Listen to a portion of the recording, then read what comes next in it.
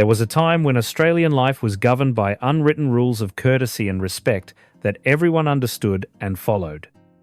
Not because they were forced to, but because that's how you showed you were raised properly, that you respected others, that you were part of civilized society.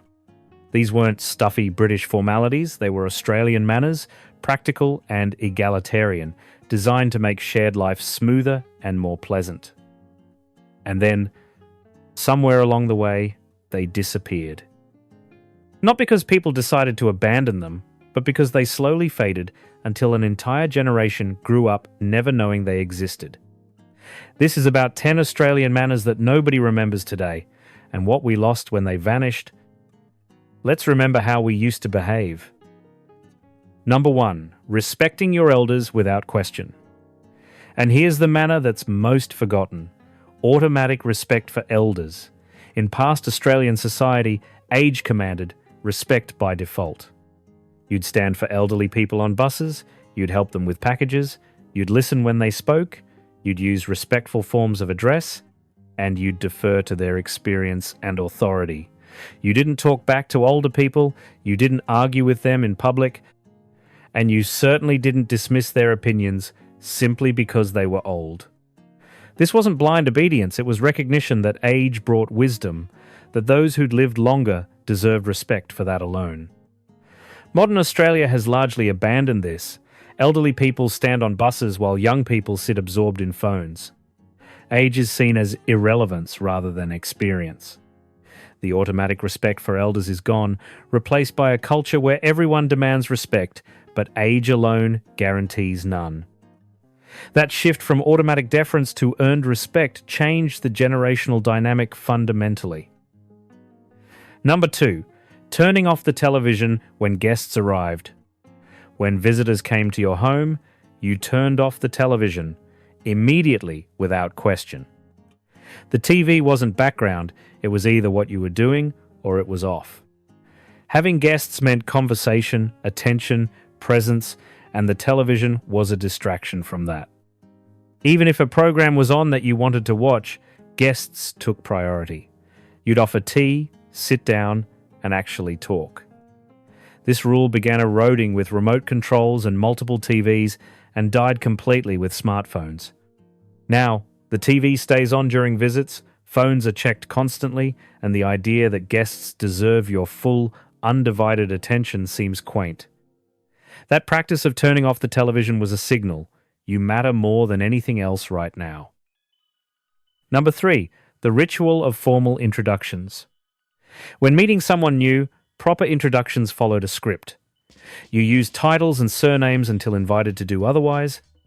You introduced people in order of seniority or status, and you paid attention to making everyone feel included. Mr. Johnson, I'd like you to meet my friend, Peter Davis. You'd shake hands firmly, make eye contact, and acknowledge the introduction properly. Children addressed adults as Mr., Mrs., or Miss, unless explicitly told to use first names. This formality created structure in social interactions and showed respect, especially across generational lines. The shift to universal first names and casual introductions happened in the 80s and 90s. Now, everyone's on first name basis immediately. Titles are rare, and introductions are casual or skipped entirely. We've gained informality and lost the layers of respect that formality provided. Number 4, dressing appropriately for different occasions. Australians once understood that different occasions required different dress. Church meant your best clothes. Restaurants required shirts with collars and closed-toe shoes. Job interviews meant suits. The theatre demanded formal dress. You didn't wear thongs to a wedding or tracksuits to a restaurant. This wasn't about class or snobbery, it was about respect for the occasion, for the venue, and for others present. Dressing up showed you took things seriously. The casualisation of Australian culture has obliterated these standards. People wear active wear everywhere. Thongs are acceptable at nice restaurants, and the concept of dressing for the occasion is nearly dead. We've gained comfort and lost the signal that some occasions deserve more effort than others. Number 5, letting others exit before you enter. Whether it was a lift, a train, a bus, or a building, the rule was clear. Let people exit before you enter. You'd stand aside, hold the door, wait until everyone had left, then proceed. It was efficient, respectful, and prevented the chaos of people trying to move in opposite directions simultaneously. This courtesy is dying. Modern Australians push onto public transport before others can exit, rush into lifts without waiting, crowd doorways impatiently. The loss of this simple rule has made public spaces more aggressive and less pleasant. It's a small thing, but it symbolizes a broader shift from collective consideration to individual priority. That moment of stepping aside, of patience, of acknowledging that others' movement matters as much as yours, that's nearly gone. Number 6, visiting etiquette and calling ahead. In past decades, visiting someone's home uninvited was rude.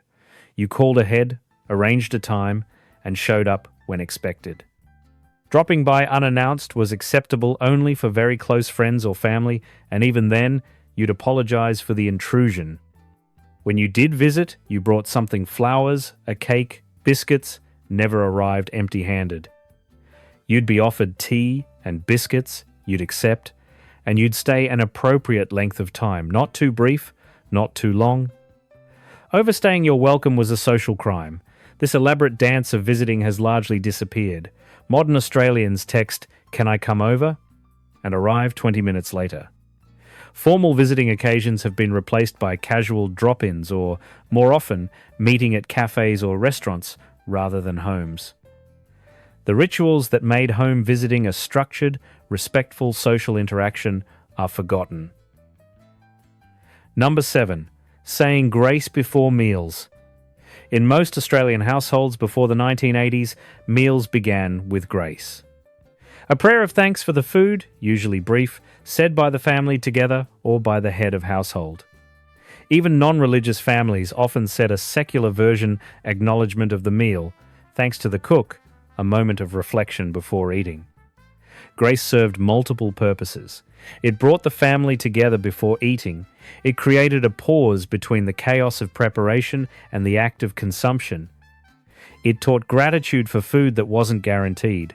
The practice faded as secularism increased and families ate at different times rather than together. By the 90s, saying grace was rare outside religious households. Modern Australian families skip straight to eating, missing that moment of collective pause and gratitude that grace provided. Number 8. Removing your hat indoors. Hats were common in Australia well into the 70s. Men wore them for work, for sun protection, as part of formal dress. And the rule was simple: you removed your hat indoors. Church, restaurants, someone's home, shops, offices, hats came off. Keeping your hat on indoors was disrespectful, slovenly, a sign of poor upbringing. You'd take it off and hold it or hang it, and you'd put it back on when you left. This wasn't just formality, it was practical acknowledgement that you'd entered a space that deserved respect. The death of hat wearing in the 80s and 90s made the rule obsolete.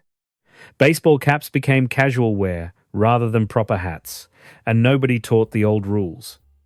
Now, people wear caps everywhere, indoors and out, and nobody even knows there used to be a rule against it. Number 9. Writing thank you notes for every gift. Receiving a gift in past decades triggered an obligation. You wrote a thank you note. Not a text, not an email, not even a phone call, a handwritten note posted in the mail. Birthday presents, Christmas gifts, wedding presents, even small tokens required written acknowledgement. Children were taught to sit down with pen and paper, write a few lines expressing genuine gratitude, address an envelope, and post it within a week of receiving the gift. Failure to do so reflected poorly on you and your family. The thank you note was proof that you'd been raised properly, that you understood gratitude, that you valued the giver's thought and expense. This practice collapsed with email and texting. Why write when you could message instantly? But something was lost: the deliberation, the tangibility, the evidence that gratitude required effort. Do you remember writing thank you notes as a child, or receiving them and keeping them? Number 10. Standing when a woman entered the room. In mid-20th century Australia, men would stand when a woman entered a room, particularly in formal or semi-formal settings. It wasn't just chivalry, it was acknowledgement, respect, a physical signal that you recognized someone's presence and valued it. When your teacher entered the classroom, when your mum's friend arrived for tea, when a woman joined your table at a restaurant, you stood. It was automatic, taught from childhood, and expected. The practice faded in the 70s and 80s as feminism questioned whether such gestures were respectful or condescending. By the 90s, it was gone entirely. Young Australians today would find it bizarre, even offensive. But for those raised with it, standing was simply good manners, a way of showing respect that cost nothing but meant something. So there you have it, 10 Australian manners that nobody remembers today. Standing for women, thank you notes, removing hats indoors, saying grace, visiting etiquette, letting others exit first, dressing appropriately, formal introductions, turning off the TV for guests, and respecting elders. None of these were laws, but they were rules everyone understood and mostly followed. They created structure, showed respect, and made shared social life smoother and more pleasant. Some deserve to disappear. Mandatory deference to women can be infantilizing, rigid formality can be exclusionary, but others we've lost to our detriment. The small courtesies, the signals of respect, the acknowledgement that others matter and deserve consideration, these created a social fabric that modern informality has frayed. We've gained casualness, authenticity, and equality.